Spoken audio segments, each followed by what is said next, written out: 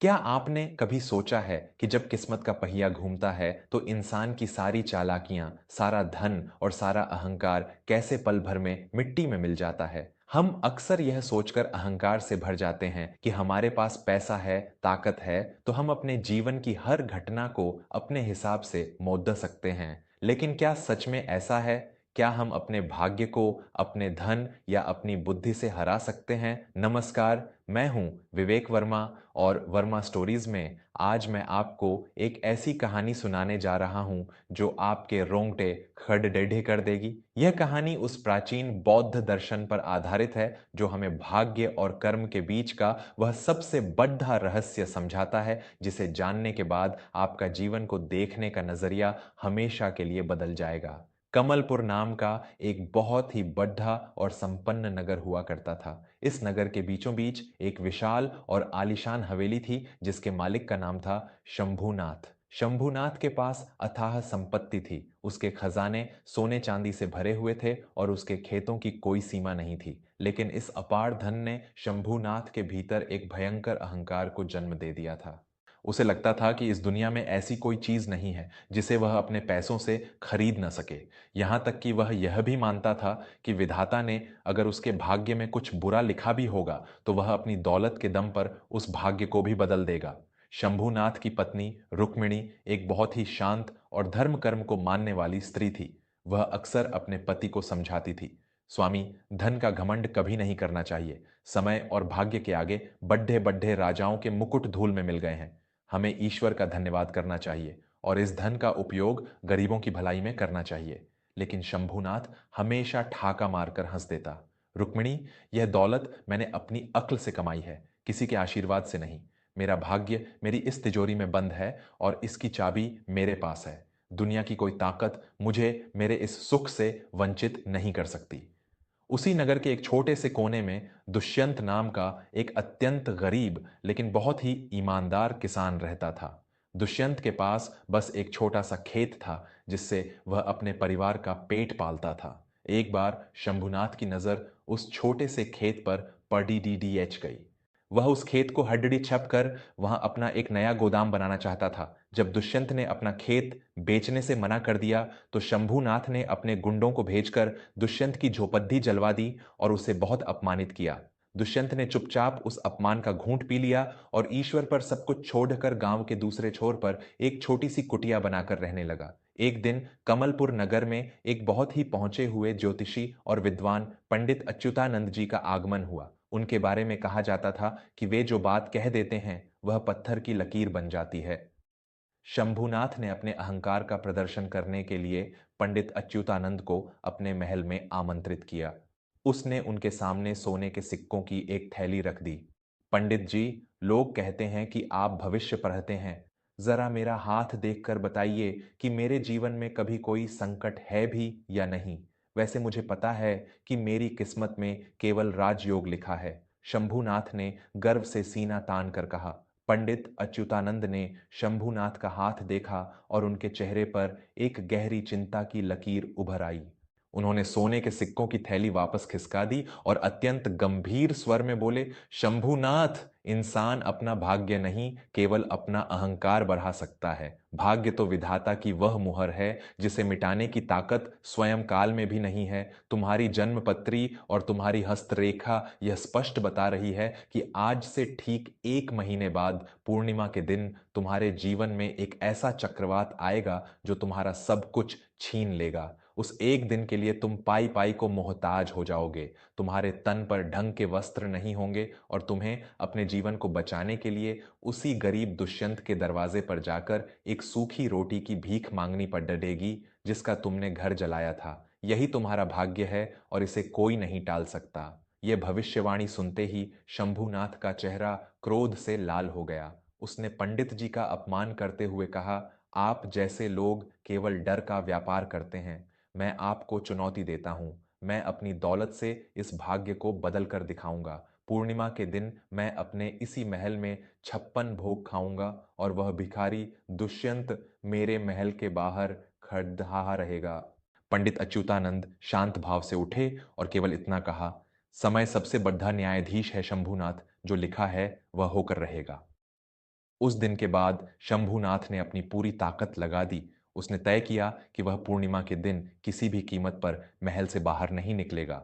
उसने एक अत्यंत सुरक्षित और गुप्त तहखाना बनवाया जो हर तरह की आपदा से सुरक्षित था।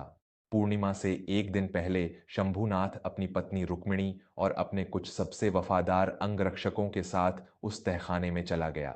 वहां 1 महीने का उत्तम भोजन, पीने का मीठा जल और सुख सुविधा का सारा सामान मौजूद था। अब देखता हूं कि वह भाग्य मुझे उस भिखारी के दरवाजे पर कैसे ले जाता है। शंभूनाथ ने तहखाने का भारी लोहे का दरवाजा अंदर से बंद करते हुए सोचा। पूर्णिमा की रात आई। शंभूनाथ सोने के पलंग पर आराम से लेटा था और सोच रहा था कि पंडित की बात कितनी झूठी निकली। तभी आधी रात के समय अचानक धरती भयानक रूप से कांपने लगी। वह एक बहुत ही विनाशकारी भूकंप था। कमलपुर नगर की बद्धी बद्धी इमारतें ताश के पत्तों की तरह ढहने लगीं। शंभुनाथ की उस आलीशान हवेली की छत भी फट गई और भूकंप के उस झटके से नगर के पास बहने वाली नदी का बांध टूट गया। भयंकर बाढ़ का पानी हवेली के मलबे को चीरता हुआ सीधा उस तहखाने में घुस गया।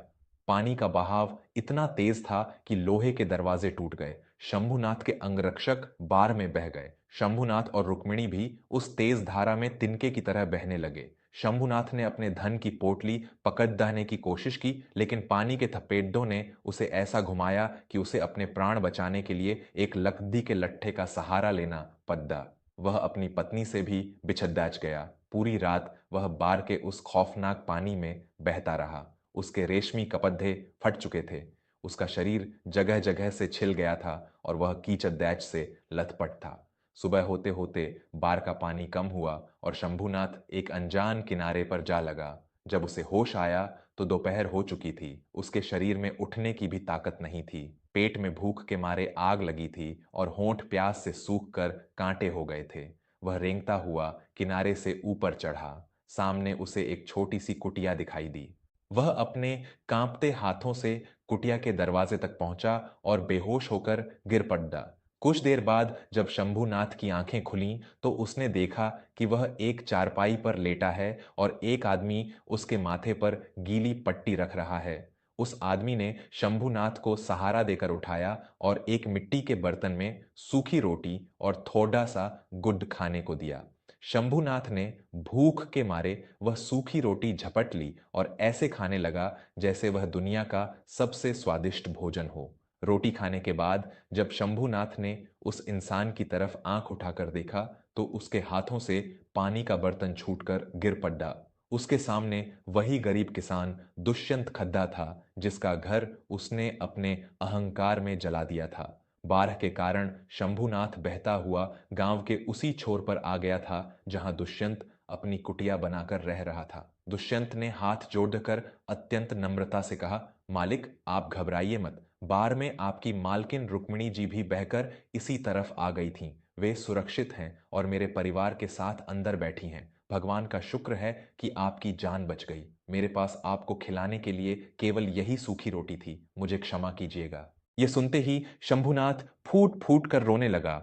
उसका सारा अहंकार, सारी अकद्दत आज उस बाढ़ के पानी में बह चुकी थी। वह दुष्यंत के पैरों में गिर पड़ता। मुझे क्षमा कर दो दुष्यंत। मैंने तुम्हारा घर जलाया, तुम्हें रुलाया और आज मेरी नियति मुझे उसी सूखी रोटी के लिए तुम्हारे ही दर पर खींच लाई। आज मुझे समझ आ गया कि भाग्य के लिखे को इंसान अपनी दौलत से नहीं मिटा सकता।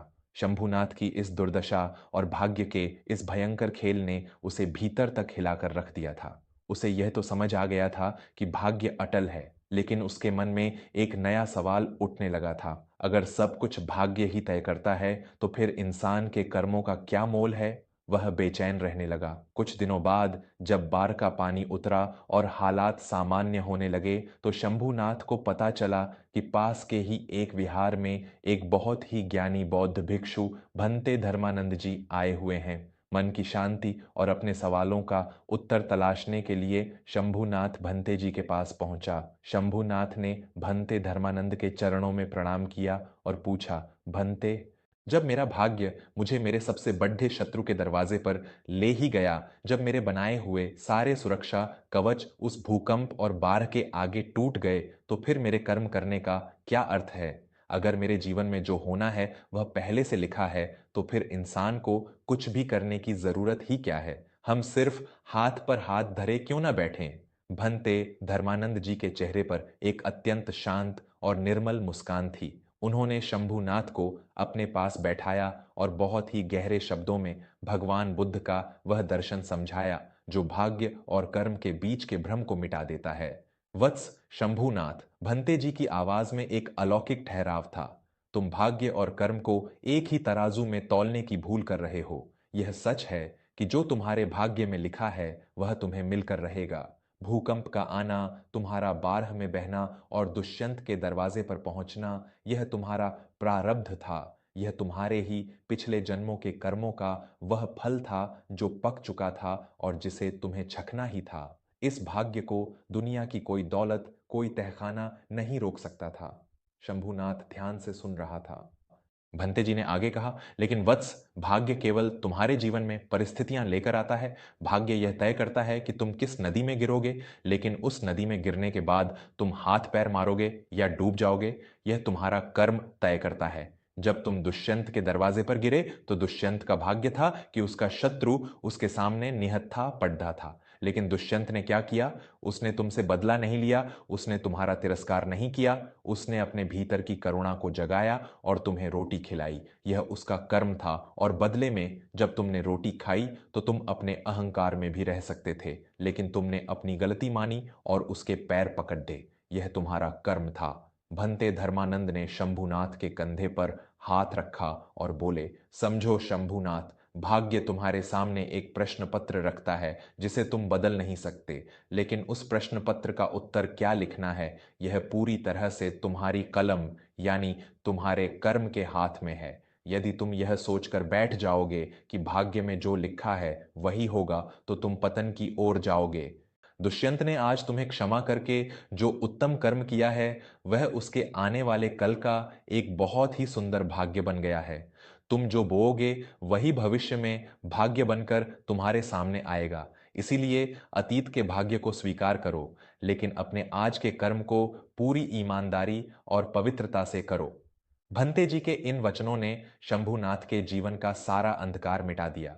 उसे समझ आ गया कि दौलत से इंसान भाग्य नहीं खरीद सकता, लेकिन अपने अच्छे कर्मों से वह अपना भविष्य जरूर सुधार सकता है। शंभुनाथ ने वापस लौटकर दुष्यंत से हाथ जोड़कर माफी मांगी। उसने दुष्यंत को उसका खेत ही वापस नहीं किया, बल्कि उसे अपने व्यापार में एक बराबर का हिस्सेदार बना लिया। शंभुनाथ का व्यापार पहले से भी अधिक फला फूला, लेकिन अब उस धन में अहंकार नहीं, बल्कि गरीबों के लिए सेवा का भाव था। तो दोस्तों, यह थी वह कहानी जो हमें जीवन की सबसे बड़ी सच्चाई से रूबरू कराती है। हम अक्सर अपने जीवन में आने वाली परेशानियों, बीमारियों या आर्थिक नुकसान को लेकर भगवान को कोसने लगते हैं। हम भूल जाते हैं कि यह सब उसी प्रारब्ध का हिस्सा है जिसे हमें भोगना ही है।